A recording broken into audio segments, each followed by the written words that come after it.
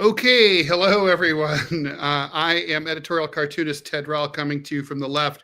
That over there is editorial cartoonist Scott Stantis from the right. And you are listening to the DMZ America podcast. And Scott, I'm sorry I didn't let you do your own introduction. That's okay. Why Why am I even here? It's like what the left does in academia. We just speak for the right. And speak for the working class. Just shut up and vote for us. We don't like you. We don't respect you, but just fucking vote for us, okay? Yeah, that always works so well. Oh, God. I mean, who doesn't like to be talked to like that? I mean, everybody. Listen, people are not very smart, and they like being told they're not smart. They love it. They do. In fact. They do. And they love to be diminished and demeaned. I mean, they really, really like that. So that explains the ongoing popularity of marriage. Well, we just passed 43 years. So congratulations, Scott. Yeah. God, that's a long time. That's a whole human being. Like lifetime. That's a lot of life. It's a lot of that's time. true. That's true. It's like there are people who are killed at the age of 42. As soon as I said, I thought, is that what I mean? And it's not. But yeah, but apparently it is what I meant because you and I went to the same place. We drove the same bus. Cartoonists. What are you going to do? Yeah. Speaking of which, I can't believe Darren Bell is still in the clink. He has still not posted bail as far as you know. No. And what's also super interesting about the nature of the way that news is reported is, when you go and I'm curious, right? I do a refresh, I do a news search. There's literally the story breaks, the thing happens, and this is about anything. And then that's it. No one will ever do follow-up ever again. So it's like, unless there's an event, like there's a hearing or there's a trial or something. That's it. I mean, I don't even know, he may have made bail and gotten out. I doubt it. I think we would have heard. It's easy to find out, but you have to do a pretty deep dive. I find this curious. Tell me if you do too, Ted, because let's do some, house cleaning here real quick and talk about the AAC, which is the Association of American Editorial Cartoonists. First off, we're coming out with a comment on Ann Telnis saying that she was forced. The language, I had to step away from the conversation. It was a bunch of us being involved, and I don't know why I was involved, but I'm on the list. I'm sorry, I was not. Which is weird. Trump. It's the Trump effect. They're bringing in the conservatives. The hard left is out in the cold as usual. But the language was she was forced to resign. It's just like she was not. I just want to be clear to our listeners. Is that what the language was? Yes, she was forced to resign, which she was not. Her resignation. Quite the opposite. Her resignation was not only not requested; it was not desired. And when she proffered it, her editor asked her not to resign and asked her to reconsider. Yes. So she was. That's quite the opposite. I have been forced to resign, Ted. I had a real prick of an editor in Arizona who literally, unexpectedly, out of the blue, calls me into his office and said, "You can either resign or we can fire you. You have 45 minutes to decide." Why didn't you let them fire you? In hindsight, probably should have. Because then you would have gotten unemployment benefits. I got them anyway, which was weird. Yeah, Mm-hmm. I got 2 weeks of severance because, Woo-hoo! Yeah, but and the details of the story. It's a particularly heinous firing. It is, but this was, I resigned because I thought it would look better going forward, trying to get another job. Right. I think, but I could have sued the shit out of them because in hindsight, they had literally, Ted, I'm not making this up, 10 days before I had my review and it was glowing and they gave me a sizable raise. Mm-hmm. So I think what happened between that and the 10 days. Trust me, it was not dissimilar with me in the LA Times. That doesn't always protect you. I know, but maybe, I don't know. I'm just saying that in hindsight, being 2020, but I was forced to resign. Mm-hmm. Okay. That's forced to resign. Ann Telnis was not forced to resign. In addition, now you brought up Darren Bell real quick. For those of you who may not remember or know, he is the cartoonist, Pulitzer Prize winning editorial cartoonist and comic strip creator who was allegedly caught uploading child porn to a child porn site. He is Mhm. still in prison, as far as we know. He has been Jail. charged. Is there a difference between prison and jail? Yes, there is, Scott Stantis. I Well, can't believe okay. that I get to teach you something. Prison is like it's for people serving longer prison terms. Jail is more of like a short-term holding facility, often used to hold people who are being held on bail, awaiting trial, that kind of thing. Okay. Well, then he is still in jail, and the AAC is not saying a word. Now, I'm kind of wondering if it was someone like, say, well, I don't know, me, Chip Bach, other conservative cartoonists, if they would go on and have a statement to make. What do you think? Oh, yeah, they would say we are. You mean like if you were forced out? Like, no, if I was charged with the same crime that Derek Darrell is. Oh, you mean like we regret ever having laid eyes on the filth that is Scott Stantis? Yeah, they'd have some sort of statement like that. Or we've always hidden our children from him. God. Well, but the reason I ask is that they haven't said anything about. Go ahead. They haven't, and that's my point. Is that they haven't said anything. And in fact, the letter. I don't know if there's anything to say.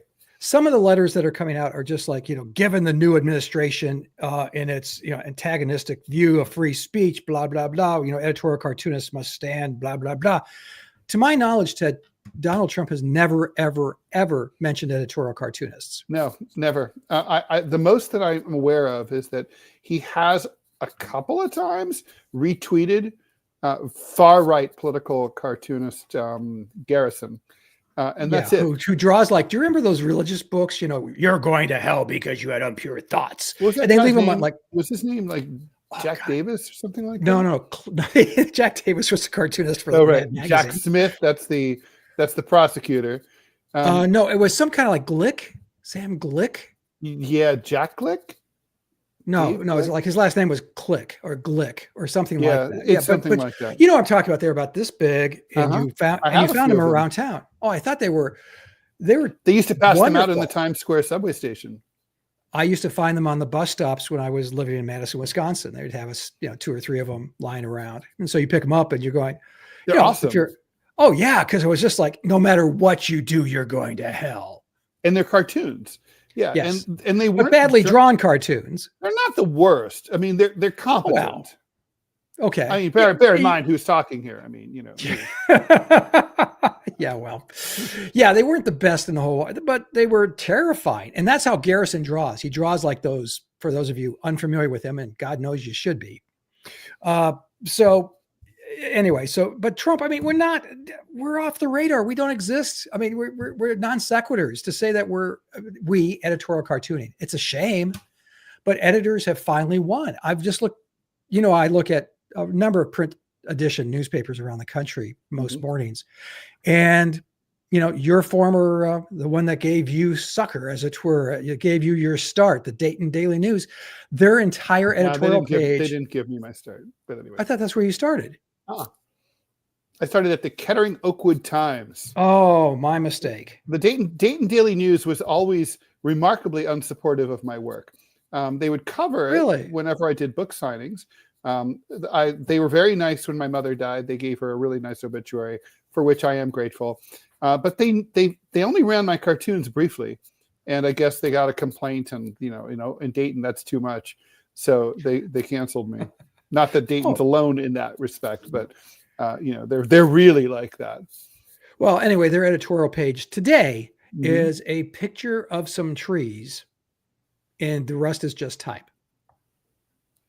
Lovely. That's it. Yeah, that's it. And that's not unusual they don't have for editorial. They what? Are they really hot trees? Are they like? They're not provocative. They're not particularly. They're not political trees. They're just. They're not Trump trees. They're not Trump trees. They're not. They're not MAGA trees. They're just. So if a newspaper falls in the woods, it does not, in this particular case, make a sound. When they dump the editorial cartoons, my point is that a lot of editorial pages in this country are not running editorial cartoons, and so we just aren't mattering as much. We don't matter at all. Well, it's not about mattering. I mean, we're not allowed to, they don't show our work. I mean, you know, and honestly, some of the best editorial cartoons ever made are being made today. But, you know, it's kind of like nobody sees them because the gatekeepers won't let them out. Right. So that's where we are. But all that being said, because there seems to be kowtowing to the new administration, not wanting to get anger it just got announced that the Secret Service protection for Dr. Fauci has just been rescinded by this administration. He was getting protection from the NIH, which seems weird to me, doesn't it to you? I mean, that's a little surprised. I mean, that the NIH, who gives out grants for research, would also have money to spend on someone's security. I was just kind of giggling at the idea of NIH goons.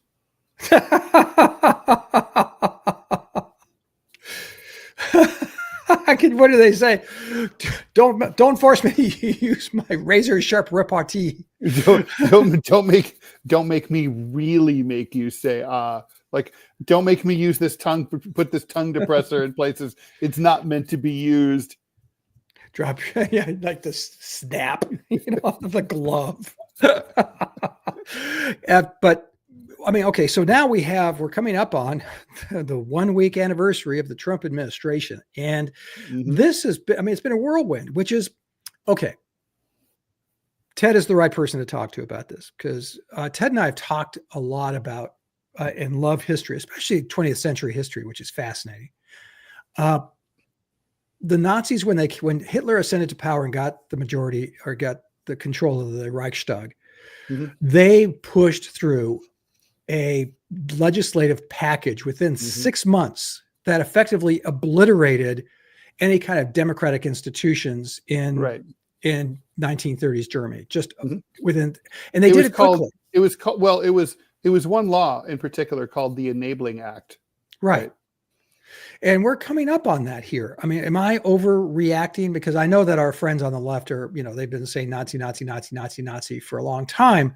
But this really does feel like, you know, when you have over almost 200 executive orders, many of which are unconstitutional, clearly unconstitutional. Examples include, obviously, the abolition of birthright citizenship. Yeah, that's number one, because that's in the 14th Amendment. The 14th Amendment, yeah. I mean, it's right there. You can't miss it, folks. Yeah. But am I wrong here? Does it strike you the same way? Is it because getting something done, first of all, I'm impressed. I know you are, that they're doing it this quickly, this efficiently. I mean, they really did learn, you know, contrary to type. Everyone, you know, Donald Trump's an idiot. The people around him are morons.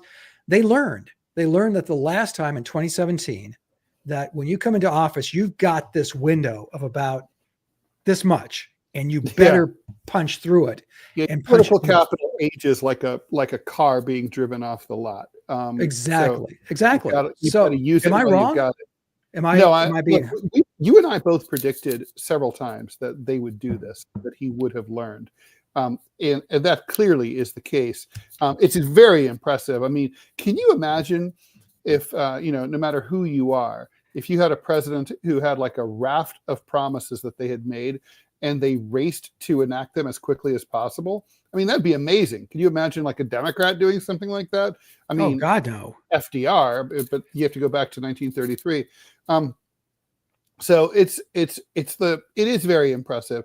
And, you know, it's also, I will say, admirable in some ways that he followed through on some promises that would have been really easy to blow off. For example, he promised the libertarian movement that he would pardon the Silk Road guy, the cyber entrepreneur who designed that dark web website. Yeah, I was going to ask you about that. What do you think of that? Because it sounds like, I mean, if you read it, and to my shame, I was unfamiliar until I read about it this morning, but it sounds like he's just a drug dealer. I don't think he was a drug dealer personally. I think the analogy is better, like the guys who designed Napster. Basically, he created this online marketplace. He knew what it was going to be used for. He doesn't appear to have personally been selling prostitutes or weapons or anything like that. But he was kind of like happy to let other people do it. And but he was sentenced to 2 consecutive life terms plus 40 years. So, you know, pretty harsh sentence. So like he became a libertarian cause célèbre, which is more. This is more in your wheelhouse, Scott, about the whole libertarian thing, and you can. I don't think it's a big. It takes a rich imagination to imagine why libertarians would have some sympathy for him. Although I'm surprised that it went all the way to this level. But I just want to say before, and I am interested in the topic, but it is interesting to me. Trump could have blown this off. I mean, he's not running again. The Libertarian Party is small. You're going to have to walk that half a step back in a moment. Well, okay. And so like, he could have just been like, this it's extreme. This guy, Ross, whatever his name is he's like, whatever. It's like, I'm just going to blow this off. He could have gotten away with it, I think, but he right away out of the gate, bam, done. So anyway, you were saying.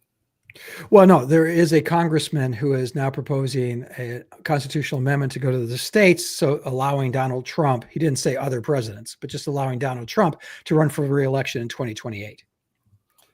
Just saying. But you would have to amend the Constitution. That's what he said. Yeah. But that would never pass. We've said never. We said a lot of nevers before this day, Ted. That's true. That's true. All right. So obviously, from what you've said, I do want to pursue this. Look, there's been obviously a blizzard of executive orders here. Pretty much affecting everything and everyone. There's all sorts of moves afoot to deploy the military to the southern border, mass deportations. There's already, on the positive side, in my view, there's been a move to arrange to meet with President Putin as quickly as possible to discuss bringing some peace negotiations between Russia and Ukraine. There seem to be some back channel pressures from the administration on the Israelis to try to tamp things down, although the Israelis seem to just simply have now turned, like as I predicted, now turning their attention to the West Bank. Now that Gaza is completely flattened. So I guess also, by the way, parenthetically, I don't know if you saw these images, but it's kind of amazing. Hamas is back in charge fully in Gaza. They are driving around in spick and span, freshly washed, brand new vehicles and wearing spick and span uniforms. It's almost like, where have you guys been for 14 months? It's like, you look great. You don't look like you've been hiding in a cave somewhere, in a tunnel. I mean, it's kind of mysterious, but wow, when you're talking about a group of people whose favorite thing is to hide behind hospitals and children in schools, I'm not surprised that they're coming out now that the actual fighting is ending. My point is that they're in pretty good shape. That's my point. Well, I mean, the Israelis supposedly had really degraded them, but I think they have failed. No, they haven't. Just because they're around doesn't mean you failed. There's considerably less of them. And I think going forward, who's going to actually run Gaza? They're not running Gaza. There may be areas of it, but no, that's not going to, the Israelis will not allow this to happen. Well, that's what they say. But, it's like, this reminds me a lot of when the U.S. overthrew the Taliban, or thought they overthrew the Taliban, kind of, sort of. Then what did they end up with? They never were able to come up with a solution because the Taliban effectively represented 90% of Afghanistan. So, okay, well, you can cut them out, but then you don't really have anyone credible to run Afghanistan. And they didn't. For 20 years, they didn't have anyone who had any popular support. They had their puppet regime, and it failed. I mean, they can do that. The Israelis can totally do that. Well, and they are. There's always talk about bringing the Palestinian Authority, giving them authority over Gaza. It'll be a Vichy government. The PA doesn't want it, though. What's that? The PA doesn't want it. They don't want Gaza. Could you imagine? Well, I don't blame them. I mean, I wouldn't want it either. Congratulations, Scott. You're the president of Gaza. I'm good. Yeah, okay. But I think now the ceasefire that's in place now seems to be holding. Does Trump get credit for that? He should. I mean, let's face it. I mean, the right likes to talk about how he threatened to destroy. There'll be hell to pay and blah blah blah. And maybe that remark had something to do with it. But I think the more writ large, what this was really about was a change of regime. And Trump represented an instability and unknowability. So Basically the Biden people told Hamas and Israel, look, you guys had better just deal with us now because you at least know who we are. You don't know what you're going to be contending with after January 20th. So Trump coming in, and also they do appear to have worked in conjunction. The incoming and outgoing administrations both had they had envoys together talking to both sides in Qatar. So I think that did. I mean, Trump gets certainly half the credit. Whether you can argue if he deserves 55% or 45%, I don't really care. But certainly the credit is not nothing. Does it remind you a little bit of what happened in '81 when Ronald Reagan came in and the Iranians acquiesced to Jimmy Carter's negotiations, but it was really born of fear that, of this unknown entity coming into the Oval Office. There was also a secret deal with there was Iran Contra. There's the cake. Remember the cake? That was afterwards. That was after the hostage crisis. It comes from then though. It also originates there.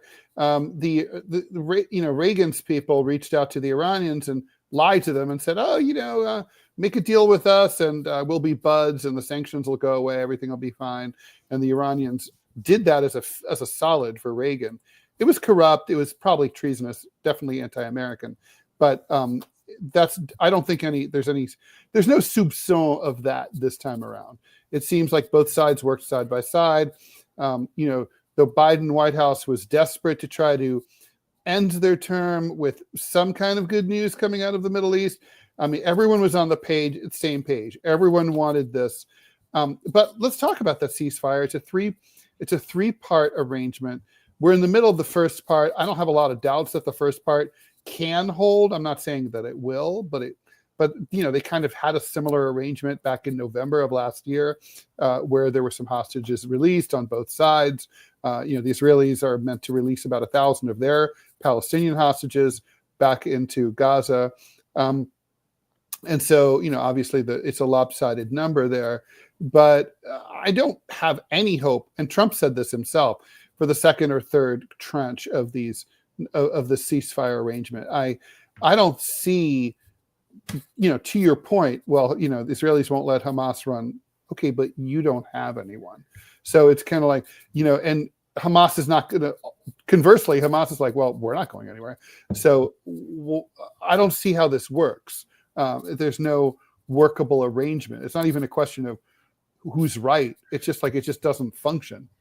Yeah, I think it's going to be similar to what we did in Afghanistan. You put in what amounts to a Vichy government. Mm-hmm. Nobody believes it's the legitimate government of the region. Nobody really adheres to it. They have very safe security around the building in which it is housed. But past that, not so much. But going forward, I think with Russia and Ukraine, I think we're going to see an end to those hostilities within the next year. And I think that is directly attributable to Donald Trump. The influence that he has with Putin and the influx of American arms will stop. So both sides will have a definite motivation to stop hostilities and negotiate a conclusion. I don't think the Ukrainians are going to like the final conclusion, but I think peace is its own reward in many ways. In this instance, they're going to lose territory. They're probably going to have to agree not to join NATO. I think an establishment of some form of DMZ between Russia and Ukraine, that the border there. I mean, it's going to, and they're going to have to cede the Donbass region to Russia. And Crimea. Crimea is that's done. Right. That's agreed. That anyone that's not in play. It really isn't. So, I mean, and nobody likes this. I mean, nobody who hates, invasions and hates invading sovereign territory, but you're faced with two choices at this point, it seems to me, and it's the American choice. And Americans take the dumb choice, which is we can just drag this on forever and hope that we can snatch victory. We can snatch victory out of the jaws of defeat, and that just almost never happens. Or you can say, let's not have an additional decade of bloodshed, and let's finish this. Right now, Now, can we now admit that Putin was right about all this? I mean, he did say, I don't think because you 3 years ago, and I don't mean morally, but 3 years ago, he basically said, I want the Donbass, I want Crimea, I want you not to join NATO, you can join the EU, I want you to agree not to attack me. And he's going to get everything that he wanted. This war was fought for nothing. There was never a chance of Ukraine prevailing, ever. So this was a stupid war. I mean, you can certainly, it's totally valid to say, okay, Russia didn't have any right to do this. I don't agree with that, but I do see the point. It's like, but you can't say that like the Ukrainians provoked it, and it's kind of like the main criticism I've heard on the right is like, well, Russia wanted Ukraine to be its vassal state. Yeah, they did. And frankly, in the same way that the U.S. wants Mexico and Canada to be its vassal states, and we wouldn't allow any kind of foreign influence in those two countries. Yeah, but it was a full-on invasion, and I think Putin really did think that they would have success and march into, and they early on it looked he like did. Yeah. They would march into Kiev and raise the Russian flag, and then they would install their Vichy person for sure. Yeah. Okay, but the point is that the U.S. never should have gotten involved in this. As a rule, you should never get involved in a bar fight you're not going to win. And don't. Well, and that also, you don't provoke the guy who's 6 times your size. More to the point, don't get into a bar fight. Side with the person you don't even know. Right. Right. Who turns out to be a dick. Yeah, and Zelensky. I'm sorry, we can no longer call this a democratic country. It's not. It was barely a democratic country to begin with. Well, they did have some pretense of elections. Those are gone. There hasn't been an election for the National Assembly.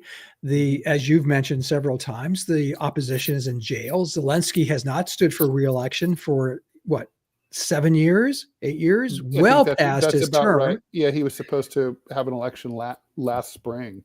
So it's let's not kid ourselves. Will Russia win? Yes. I hate that. I'm not, I hate that being a Lithuanian. I think that they will turn their sights towards the Baltic states. No, they won't.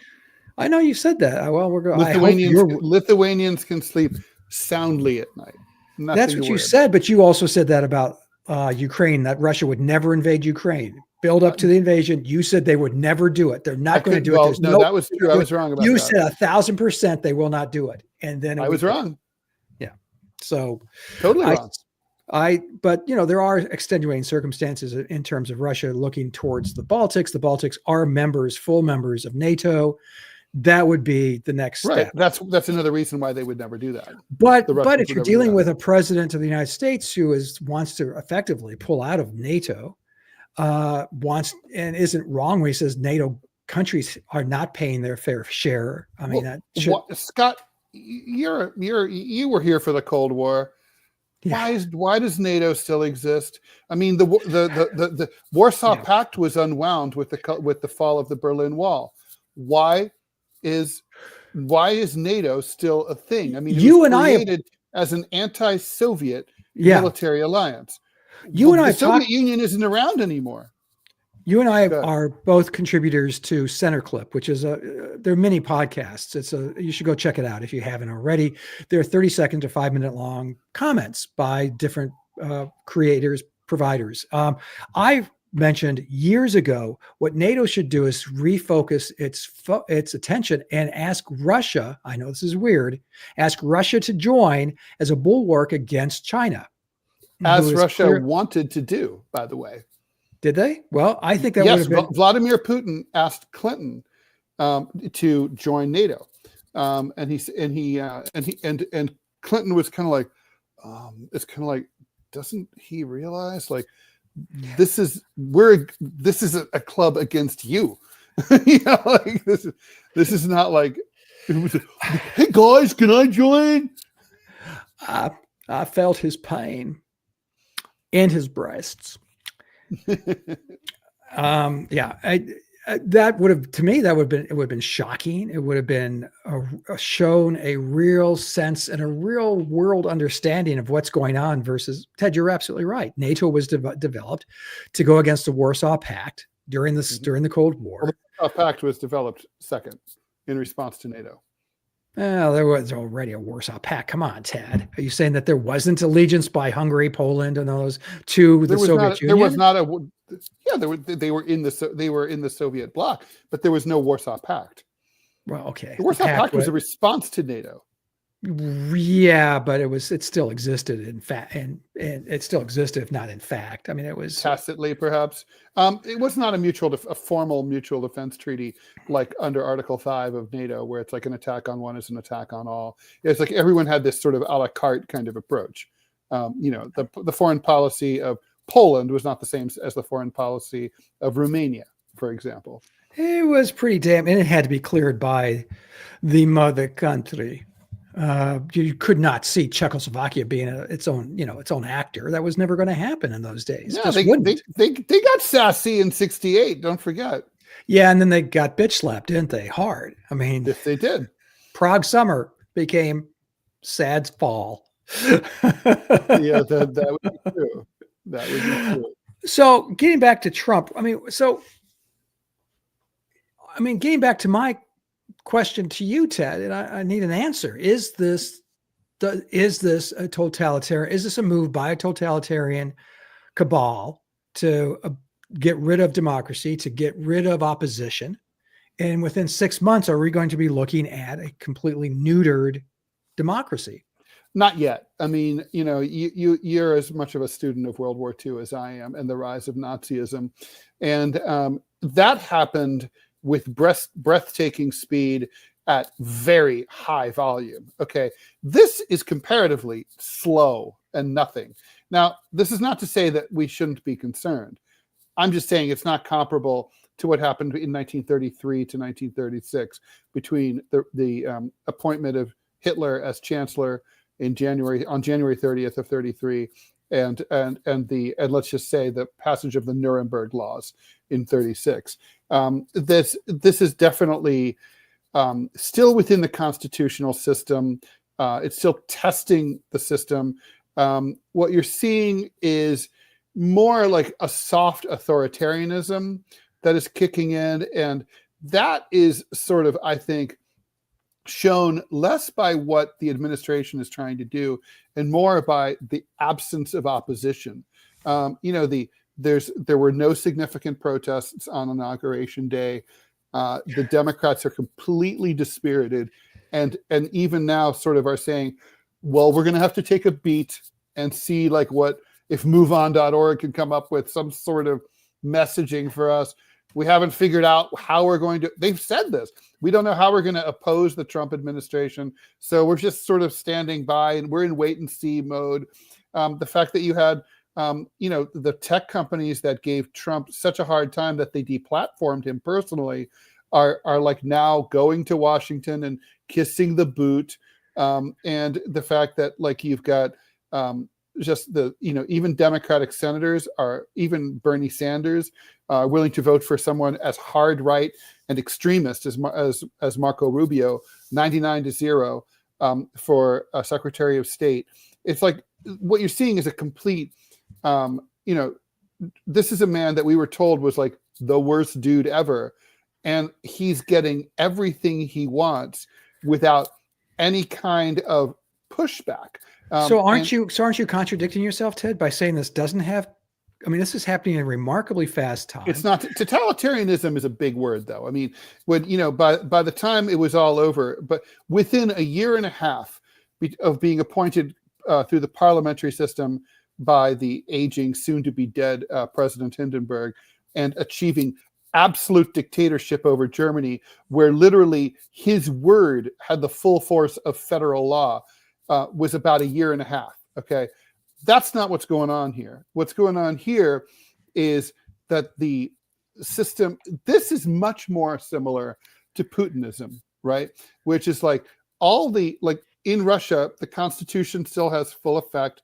You still have elections. You have opposition parties. You have opposition newspapers, opposition radio stations and TV stations, but it's basically the veneer of a vibrant democracy. The outcome is you can have elections as long as you know what the outcome will be in your favor. The opposition parties are either really too weak to ever do anything to win, or they sort of basically are like the what was the Harlem Globetrotters and the Washington Generals. Generals. You're right. I think it's the Generals. So they're the Washington Generals. So it's the veneer of a democracy. That's more what we have here. I mean, you have a Democratic Party. They're still around. Still got the House and the Senate still around. You have the separation of powers. You still everything. It's just that there's no resistance. So this is more like, I guess what I'm saying, I'm nitpicking, but it's history. We should nitpick. It's like this is going slower than Nazi Germany, a lot slower. And so we'll see where we are in like a year and a half. I'm not convinced it's slower. I think this has been a breakneck. I mean, listen, we're not even in the first week, and we were talking about significant changes, and also many changes behind the scenes. Not to the system. Like what are so what can you point to any changes to, not within the system, but to the system that we've seen so far? Well, immigration, certainly. That's a significant change in that. They're sending troops down to the border already from Camp Pendleton. This is a large number. This is good. I mean, setting up the internment camps. I mean, the concentration camps. We've had that before too.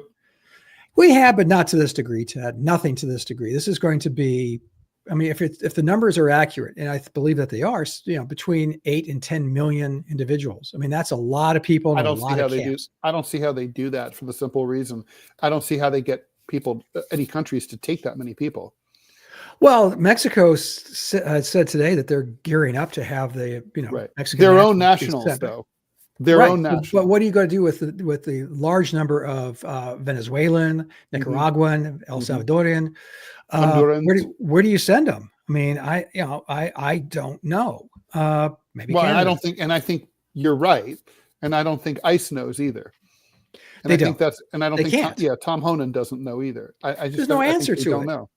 Well, that's why it won't happen. I mean, so look, it's not. I'm not saying we're not. No, but they don't. Just because they don't have a place to send them doesn't mean they won't put them in the camps. Ted, by the way, one does not equal the other. They're still going to round them up, put them into camps, and then figure out later. And that is the purpose of a camp, right? It's sort of like as a way station. Yeah. So we're going to have concentration camps in the United States for the first time since illegal internment of Japanese Americans during World War II. But the numbers of this are going to be far larger. Well, that was completely legal. The Supreme Court eventually came to its senses. Eventually. No, it didn't. No, it didn't. No, it did not. In the Korematsu case, that still stands. And they ruled against. They said that FDR had every right to do that. I would say, and Bush used Korematsu to justify Guantanamo. I'm not convinced. I'm not sure of that, but we'll have to check it out. Look it up. Yeah. Seriously, I was literally just. We could look it up now, but having two old guys look at Google something is not scintillating podcasting nor live broadcasting here on YouTube. So true. My point is, though, Ted, that the sheer numbers. I mean, that was tens of thousands. This is going to be millions, and back then, don't forget. Back then, they also didn't allow cameras. They didn't allow any kind of newsreel coverage of this stuff. Mm-hmm. There's scant evidence that nobody cared, and I think, nobody's going to care about this. I was just going to say, I don't think anyone cares. I wish I was wrong. And you and I have had this discussion before, and it breaks my heart. But I am convinced nobody will care. No one cares. And in this day and age, because of obviously the ability of phones to record these camps, you're going to have tons of images of them, but people are going to look at them and go, "Ma." Yeah, that's right. Which I think is pretty much what the German response to, they took the Jews and, oh my God, where's the Rosenberg family? They were there last week. Ma, oh no. Yeah, there's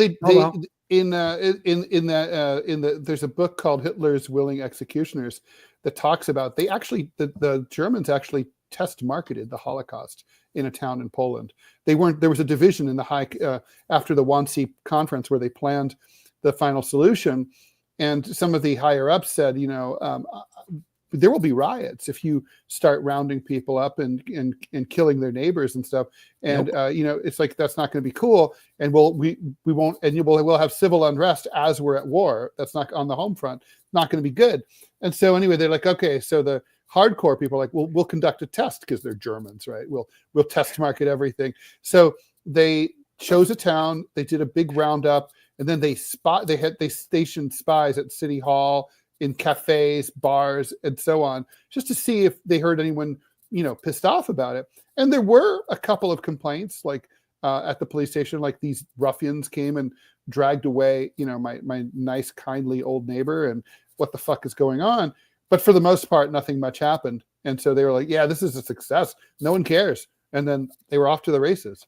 Yeah. And that's what will happen here. I hate to say it, but there'll be some resistance, but it won't be much. So that's what we're headed to. I really am convinced that these are very, very rough waters we're entering, and waters that we've never as a country ever imagined we would be, quite frankly. So what do you, let's just go with that. I mean, to what do you, why, like, how did this happen? I think there's multiple, it's very much like the rise of Hitler. There's myriad reasons. It's not just one, but let's kind of break down the main points here. First, you had a very strong, charismatic leader who created a cult. Let's call it what it is. It's a cult. It does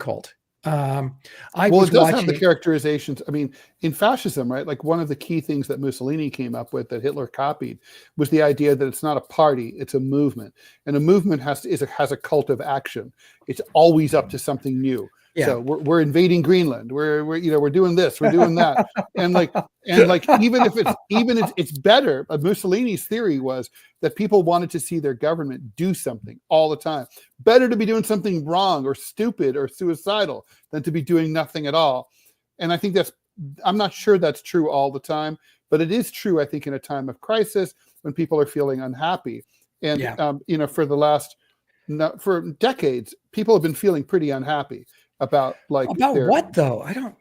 Well, I think here's the thing. Everybody's got a different answer to that question, right? There's the Ted Rall answer to that question, which inevitably is going to involve like income inequality and like our shitty healthcare system, the high cost of housing and college, et cetera, et cetera. But everyone else has their own thing, right? Everyone else has their own story. And it kind of doesn't matter what our specific complaints are. There was not a sense under most presidents up until now that there was anyone in office who was like going to address anyone's problems and try to fix them. It was like sort of like they're just managing, they're just taking over. It's like they're just running it. They're not like trying to change anything. It was like I didn't get the sense that Kamala Harris thought that there was anything particularly wrong with the United States, or that she needed or wanted to fix. You and I have always had this conversation. Yeah. President Stantis thinks that there are certain things that are wrong. President Stantis would try to fix those things. That's not true about President Biden. It was not true even really about President Trump in 2017 or about Obama in 2008. I mean, they just wanted to win, and then that's it. And like, they might do some things, but there was no sense of vision, or that's what fascist authoritarian movements like Trump's, they have to be seen as addressing problems that their constituents care about: the border, the price of eggs, whatever it is.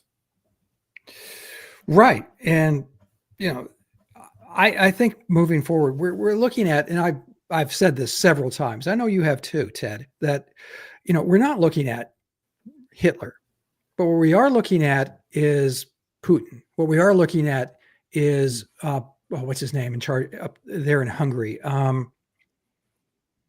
Viktor Orban. Thank you, Orban. And looking at that, he got rid of the opposition press. He effectively obliterated the opposition party. Didn't fire a single shot. Mm-hmm. There was no Kristallnacht. There was no, Night of the Long Knives. There was none of that. They just, by attrition, by natural forces. So for me, you asked how this happened. You had a charismatic leader with a movement. Let's call it a movement. I call it a cult. Tomato. Okay. Couple that with the fact that the opposition was incredibly weak and got weaker of its own volition. I mean, you had, you didn't just have a senile old man in charge of it. Sound familiar, folks? Mr. President Hindenburg. And then in order to be the opposition against the cult of Trump, you had Kamala Harris, who was a catastrophe. I don't care what our friends say. She was by horrible. Any metric, she was a terrible candidate and absolutely the wrong candidate at the time. And in fact, going forward, or rather looking back, reports now about the Biden White House is all these decisions when Biden was deciding whether or not to run, she wasn't consulted once, not once. Apparently he didn't consult with his family either. Well, apparently he was at a fundraiser somewhere and just said, yeah, crackers. I like crackers. I'm ready for re-election. Crackers. Yeah, that's apparently it. And apparently all his advisors were like, what? Yeah, they kind of looked at you and went, what? What? So you have twofold. You had a very strong, growing movement from the Republican/Trump side and an incredibly weak response from the Democrats. I was watching, I know you don't watch sports, Ted, but I was watching one of the national championship game. And holy cow, they had a guy who was about 70 years old. And I've mentioned this on your show earlier, on the TMI show, that I swear he was having an orgasm. It was the President Trump will make us right again. And I have to admit, I have a relative who is saying the exact same stuff. And it's just like, oh my God, you've got to be. I made the mistake several times in my career of putting a lot of faith into an individual to be to take the country where I thought it should go. And it was a catastrophe and, allegiance to an individual. George W. Bush.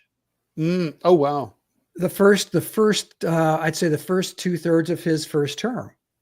And then I look at my cartoons, and when I get pissed off and when we break up, man, oh man, do I get pissed. You are such a girl. I am the vengeful girlfriend. I'll have no fury as a scorpion storm. And my cartoons about about Bush in the second term were just vicious. HW, I was never a huge fan of.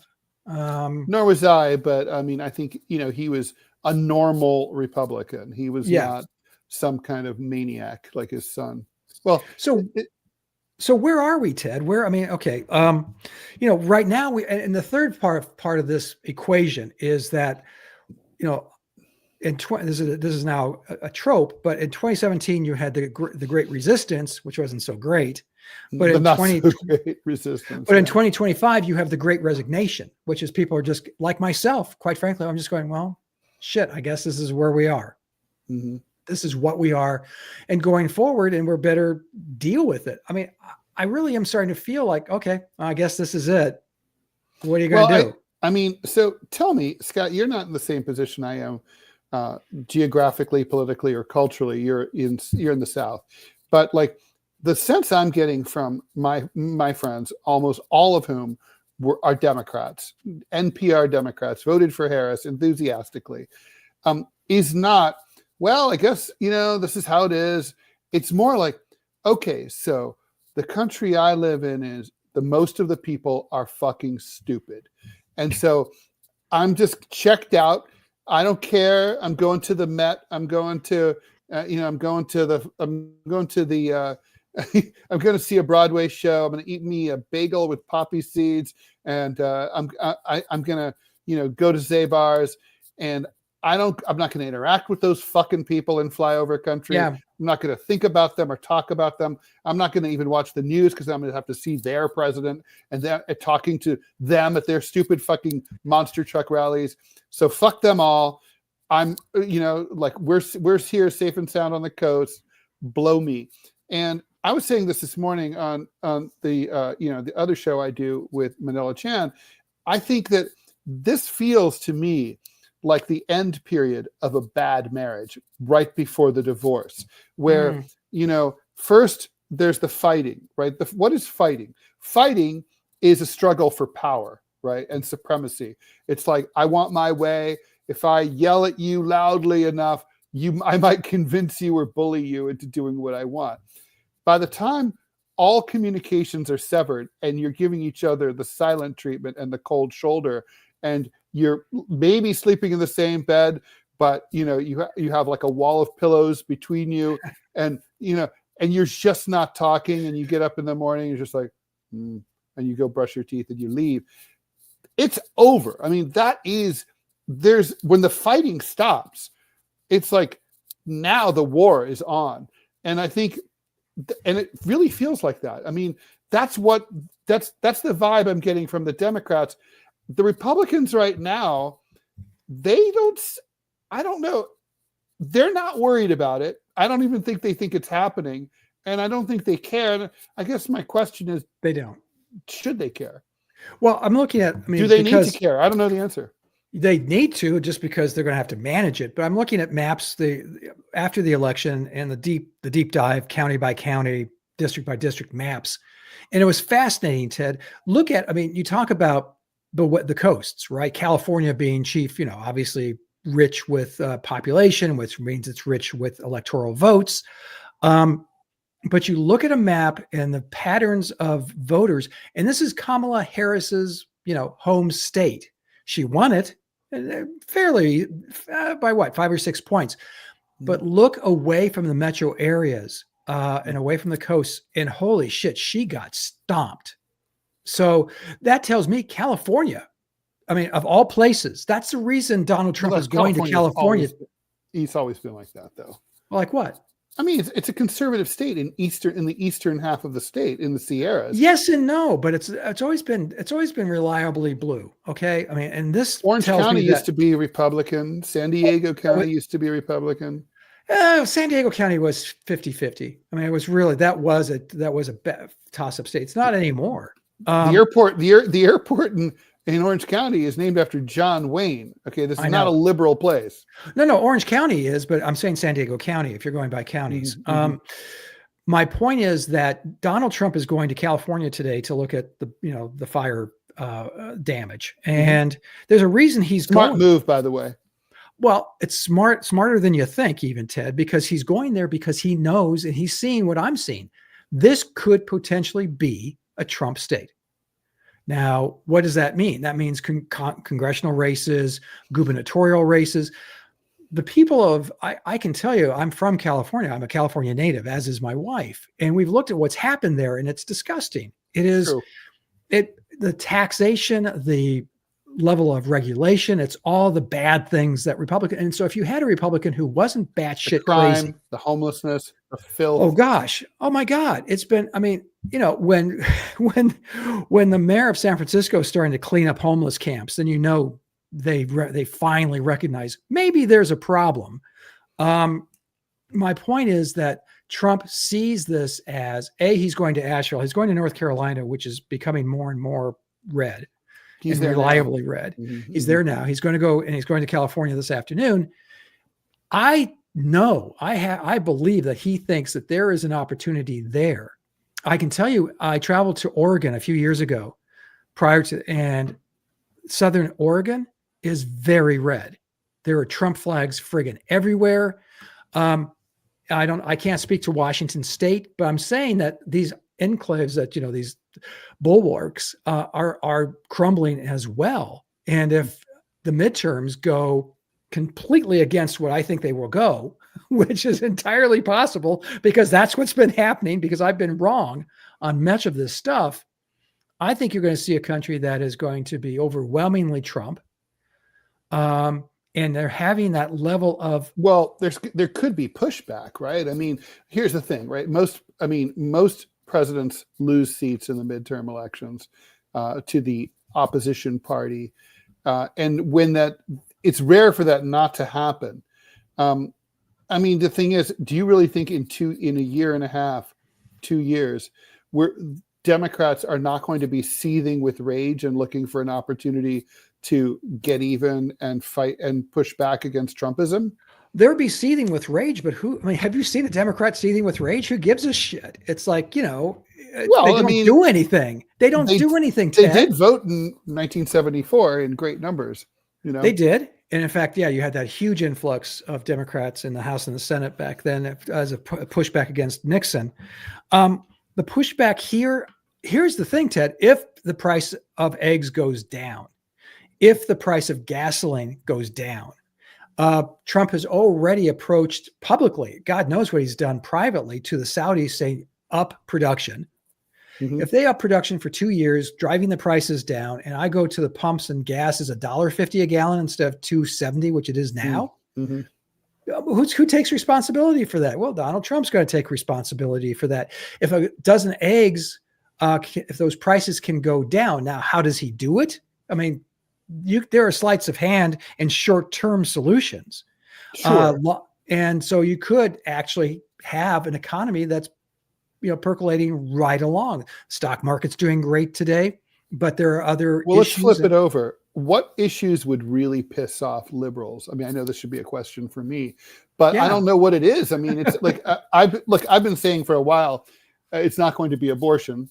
Obviously wasn't in this election. Democrats are no longer anti-war, so they're not going to care if Trump fails to deliver on anti-war stuff. I mean, what do Democrats really care about? Except just the fact that he's obnoxious. Yeah, they care that he's an asshole, which he is. Which he is. But he's an asshole like a fox. Yeah. He really has an intrinsic ability which he trusts, which is really interesting for a politician to trust their instincts as much as he trusts his. Yep. Because he is 98% of the time, he's right in terms of what is appealing. And the 2% which he gets wrong, he runs away from very quickly. Yeah. And very efficiently. He will go down in history as one of the most interesting politicians in the history of this country. There is absolutely no question.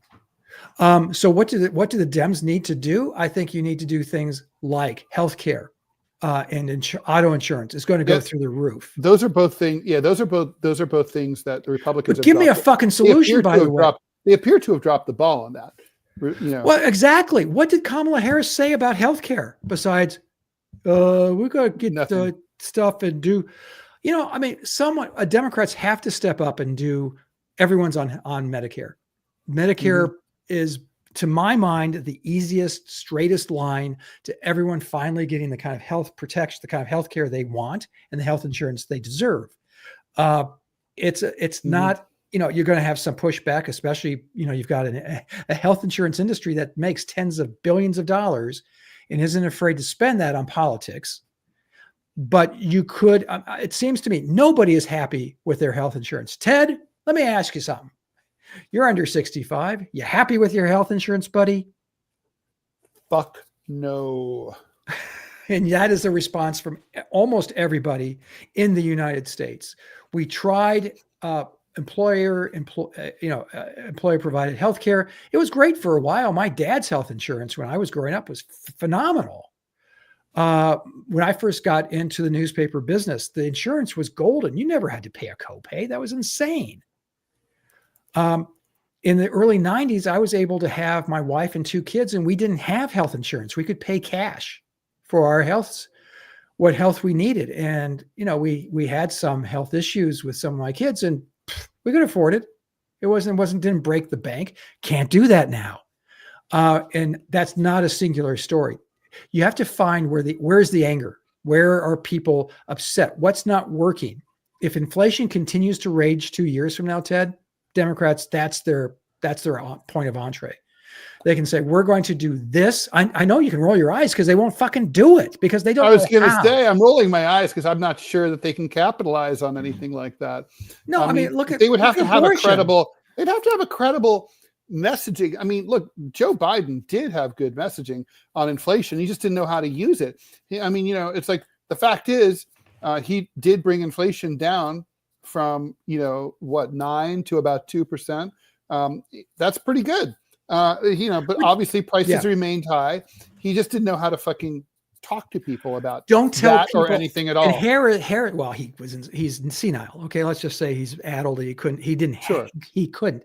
But Kamala Harris supposedly still has some cognitive abilities, but she was not able to step forward and say, you can't say like George H.W. Bush did in 92, inflation almost gone, not going to be around, not going to do it.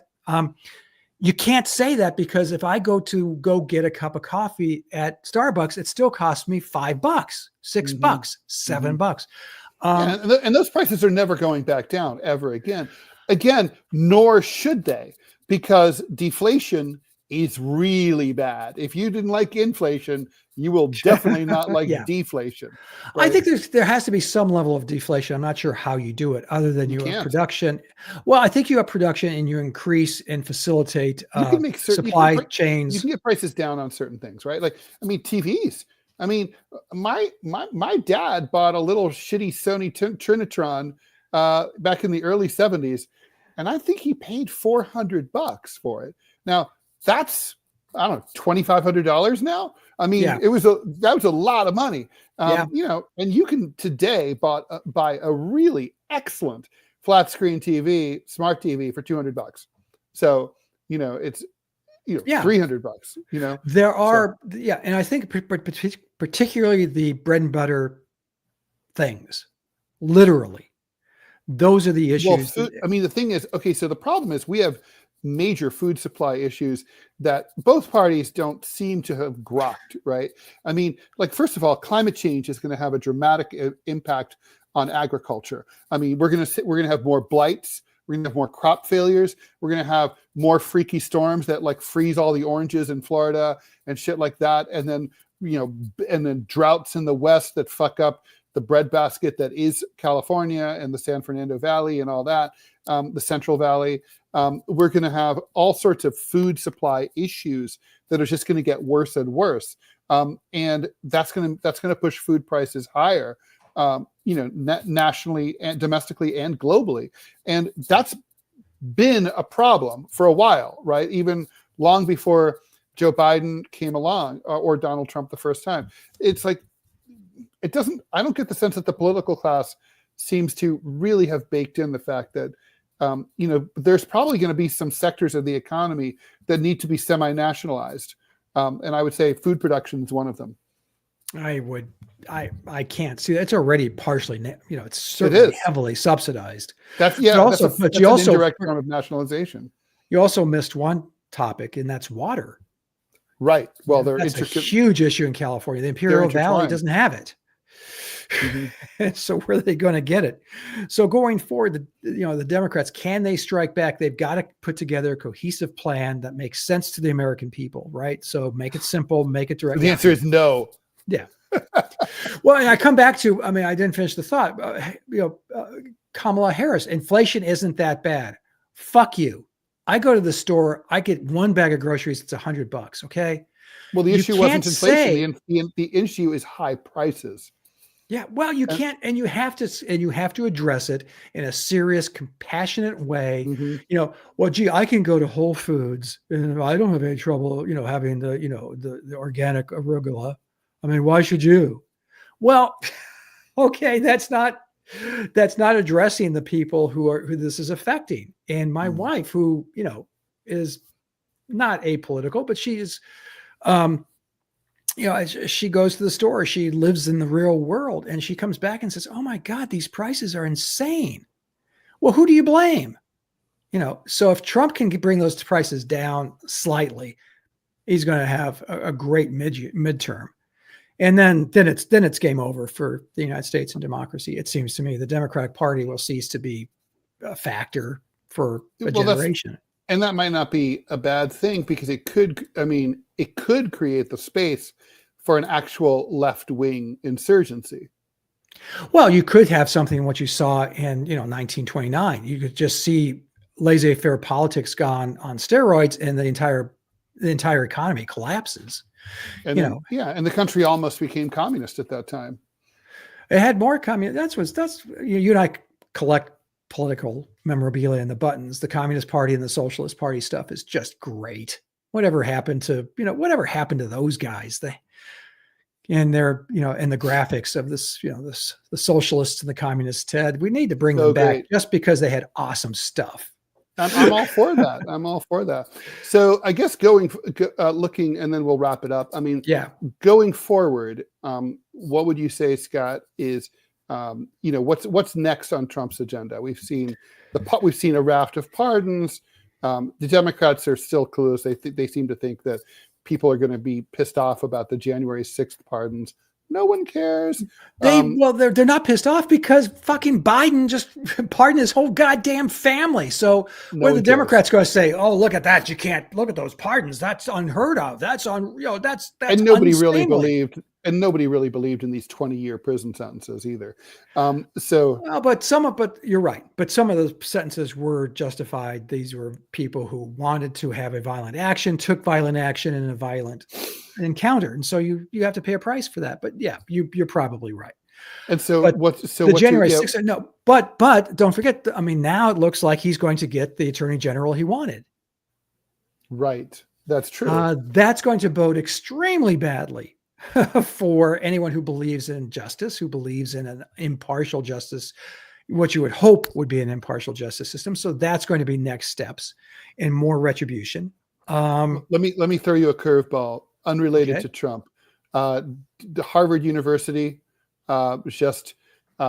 they settled a lawsuit against people who had charged them with anti-Semitism. As part of the settlement, they agreed to change the definition of anti-Semitism under their code of conduct to include criticism of Israel as a state, as a nation state.